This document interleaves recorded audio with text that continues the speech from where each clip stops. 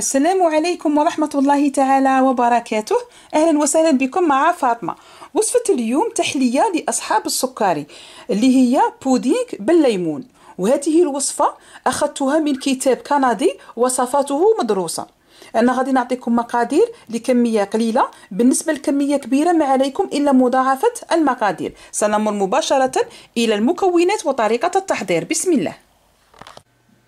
بالنسبة للمكونات نحتاج كوب نتاع حليب ما يعادل 250 مليلتر أي ربع لتر.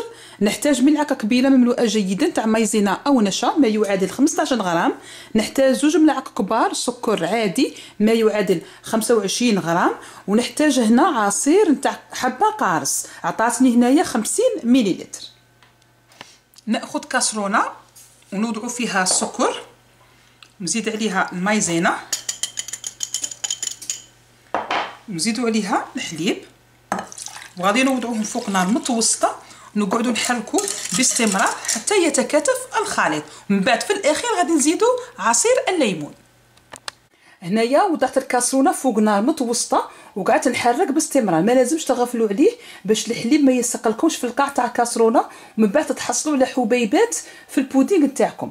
هنا بعد ما راه يغلي كيما هكا والخليط تكاتف مليح، غادي الان نضيف عصير الليمون يعني في المرحله الاخيره، ومن بعد غادي نزيدو نخلطوا قليلا ونخلوا ايضا الخليط حتى يغلي. غادي تتركوه يغلي لمده 1 دقيقه واحده، من بعد طفوا على النار وتخلوه يبرد مليح على درجه حراره الغرفه، تفرغوه في الكيسان او هذوك الاكواب وتحتفظوا به في الثلاجه. هنا شوفوا كيفاش راه متماسك بعد ما برد على درجه حراره الغرفه، وضعته في الثلاجه باش زاد تماسك اكثر. من بعد وضعته في لي غامكان ولا الكؤوس اللي تقدموا فيهم البودينغ، ويجي على هذا الشكل. دوك تشوفوا الكثافه تاعه، غادي نرفد لكم ملعقه باش تشوفوا كيفاش يجي متكاتف. يعني هذه الوصفه رائعه لاصحاب السكري. بالنسبه للذوق ما غاديش يجي حلو بزاف لاننا وضعنا كميه قليله تاع سكر واضفنا عصير الليمون، وعصير الليمون هو اللي غادي يتغلب على السكر، يعني من الذوقه ما يجيش حلو بزاف.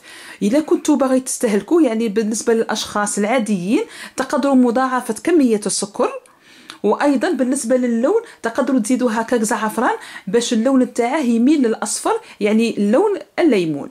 وصلنا الى نهايه الوصفه نتاع اليوم، وان شاء الله تكون عجبتكم، ونتلاقاو في الفيديو الجاي ان شاء الله. مع السلامه.